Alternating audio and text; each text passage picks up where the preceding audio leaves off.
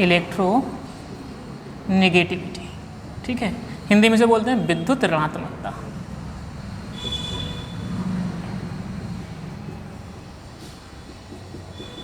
विद्युत ऋणात्मकता। मैंने आपसे कहा था 3 क्वेश्चन इंपॉर्टेंट हैं, 3 टॉपिक, उसमें से पहला हमने पढ़ लिया आयोनाइजेशन पोटेंशियल, ठीक है, दूसरा हम पढ़ रहे हैं इलेक्ट्रोनेगेटिविटी, फिर पढ़ेंगे हम इलेक्ट्रॉन गेन एंथैल्पी, जिसे हम इलेक्ट्रॉन एफिनिटी भी कहते हैं, ठीक है। तो इलेक्ट्रोनेगेटिविटी, कॉपी के अंदर पेन रखो और बंद करके रख दो, सिर्फ बोर्ड पे फोकस करेंगे, ध्यान से सुनेंगे। होता क्या है इलेक्ट्रोनेगेटिविटी? देखिए, पीरियडिक टेबल की अगर हम बात करें तो वहाँ 3 तरह की चीज़ें कंडक्शन के हिसाब से 3 तरह के हैं, मेटल, नॉन मेटल और मेटलॉइड्स, धातुएं, अधातुएं और उपधातुएं। तो जो नॉन मेटल्स होते हैं जनरली उनके अंदर इलेक्ट्रॉनों को खींचने का गुण होता है। नॉन मेटल्स हैं उनके अंदर जनरली क्या है, इलेक्ट्रॉनों को अपनी ओर खींचने का गुण होता है। और जो मेटल्स हैं उनको इलेक्ट्रॉनों से कोई मोह माया नहीं है, भाई कोई भी मिलेगा इलेक्ट्रॉन ले जा, मुझे नहीं चाहिए इलेक्ट्रॉन। तो मेटल में क्या होता है, इलेक्ट्रॉन त्यागने का गुण होता है, इलेक्ट्रॉन छोड़ने की प्रॉपर्टी होती है। और जो नॉन मेटल्स हैं वो क्या, इलेक्ट्रॉन खींचने की टेंडेंसी रखते हैं, ठीक है। तो भाई अब है क्या, हमने कोई भी एक एटम लिया, ठीक है, अगर कोई एटम है और वो एटम किसी दूसरे एटम के साथ कोवेलेंट बॉन्ड से जुड़ा हुआ है, कौन से, कोवेलेंट बॉन्ड। कैसे बनता है कोवेलेंट बॉन्ड? 2 इलेक्ट्रॉनों की साझेदारी के द्वारा। जब 2 एटम अपना अपना इलेक्ट्रॉन शेयर करते हैं, जैसे यहाँ हम बात करें हाइड्रोजन और हाइड्रोजन के बीच कोवेलेंट बॉन्ड बना है, राइट। तो इसमें एक इलेक्ट्रॉन इसने दिया होगा और एक इसने, तब जाकर ये बॉन्ड बना है। तो कोवेलेंट बॉन्ड इलेक्ट्रॉन्स की शेयरिंग से बनता है, इलेक्ट्रॉन की साझेदारी जो बॉन्ड बनता है वो कोवेलेंट बॉन्ड कहलाता है। अब क्या है, जैसे मान लीजिए हमने यहाँ पर एक कोवेलेंट बॉन्ड हाइड्रोजन और Cl के बीच बनाया, ठीक है, जिसे हम HCl कहते हैं, ठीक है। अब देखो ये भी एक कोवेलेंट बॉन्ड है और हमें पता है कोवेलेंट बॉन्ड तो भाई इलेक्ट्रॉन्स की शेयरिंग से बना होगा, राइट। तो भाई यहाँ पर क्या है, 2 इलेक्ट्रॉन्स हैं, 2 इलेक्ट्रॉन्स हैं, राइट। अब होना क्या चाहिए था कि ये जो 2 इलेक्ट्रॉन हैं, एक इस क्लोरीन का है और एक इस हाइड्रोजन का है।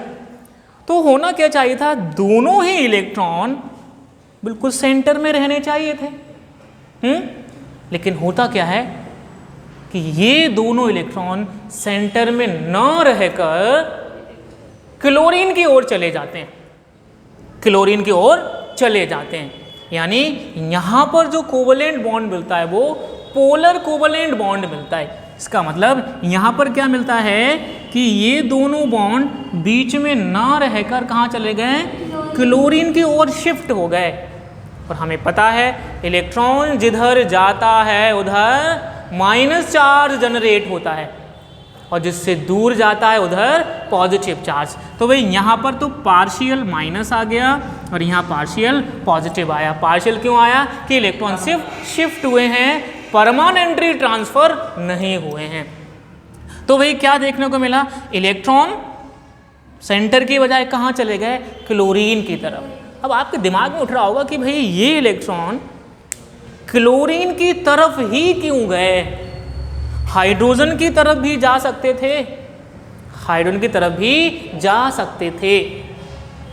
तो देखिए मैंने एक चीज़ मैंने आपको बताई, इन दो लोगों के बीच में ना टग ऑफ वॉर हो रहा है, रस्सा कसी की प्रतियोगिता हो रही है, ठीक है। ये दोनों लोग ये रस्सी पकड़ के खींच रहे हैं, ठीक है।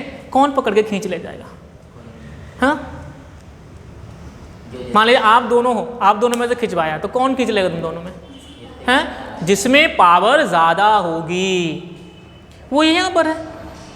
इलेक्ट्रॉन कौन अपनी तरफ खींच ले जाएगा, जिसमें इलेक्ट्रॉन को खींचने की पावर ज़्यादा होगी।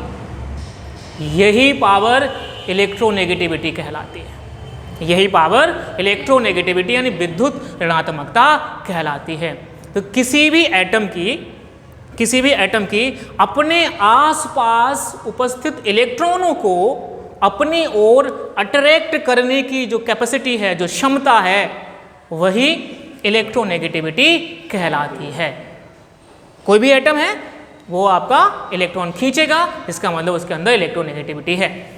जिसकी इलेक्ट्रोनेगेटिविटी जितनी ज़्यादा होगी वो उतनी स्ट्रांगली अपनी ओर इलेक्ट्रॉन्स को अट्रैक्ट करेगा।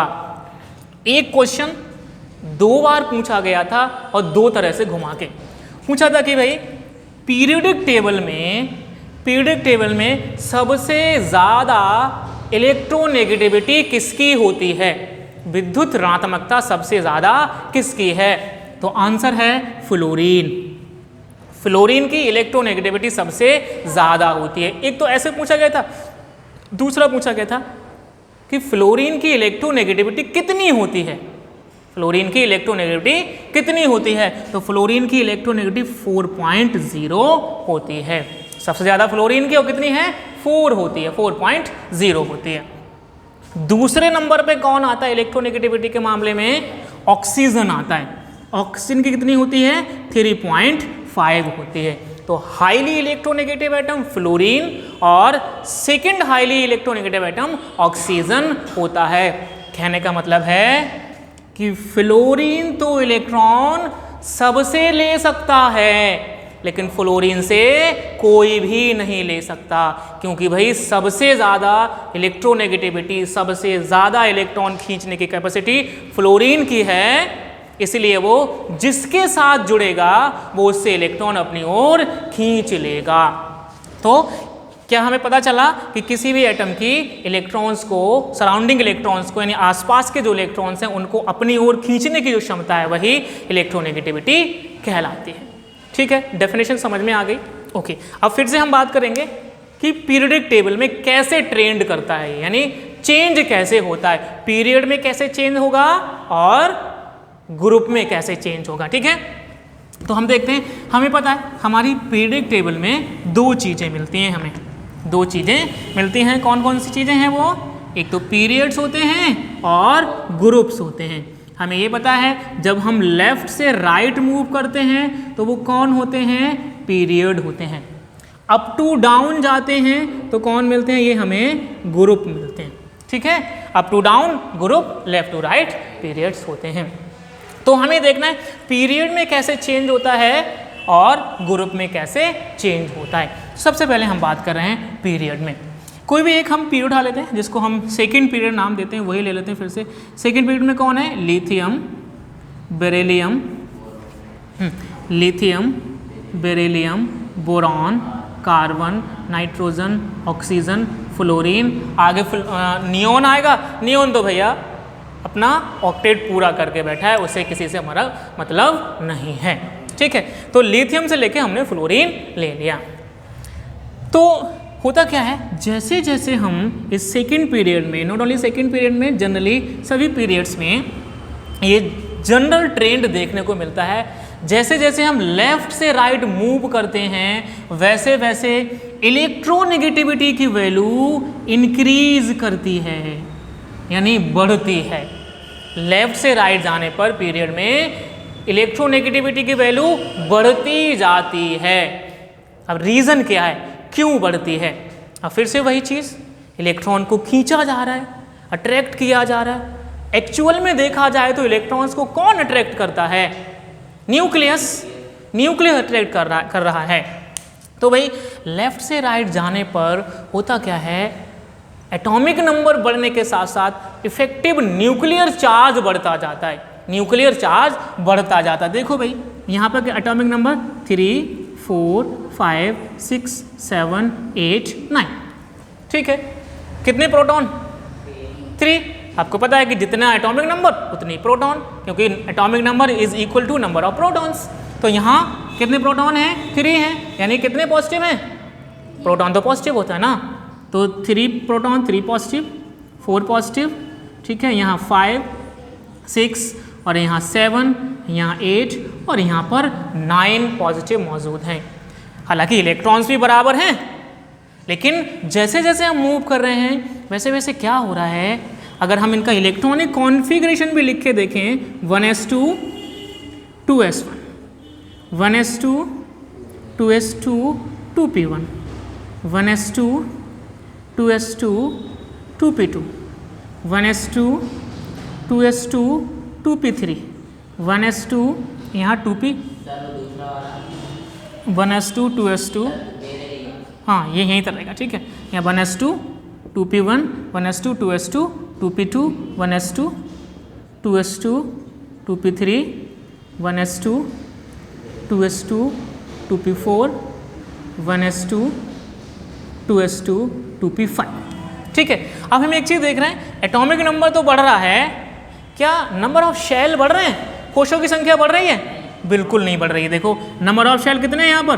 2, यहाँ पर भी 2 दिख रहे हैं, यहाँ पर भी 2 दिख रहे हैं, यहाँ पर भी 2 2 2 2, यानी नंबर ऑफ शेल कितने हैं? 2 ही हैं। एटॉमिक नंबर तो बढ़ा लेकिन शेल कैसे रहे? कांस्टेंट रहे, शेल नहीं बढ़े, लेकिन इफेक्टिव न्यूक्लियर चार्ज भी बढ़ता जा रहा है। और जैसे जैसे इफेक्टिव न्यूक्लियर चार्ज बढ़ता है वैसे वैसे इलेक्ट्रॉन्स को अट्रैक्ट करने की कैपेसिटी बढ़ती जाती है। तो भाई पीरियड में लेफ्ट से राइट जाने पर चूंकि इफेक्टिव न्यूक्लियर चार्ज बढ़ रहा है जिससे इलेक्ट्रोनेगेटिविटी भी बढ़ती जाती है। Is that clear? सबको क्या क्लियर? ओके।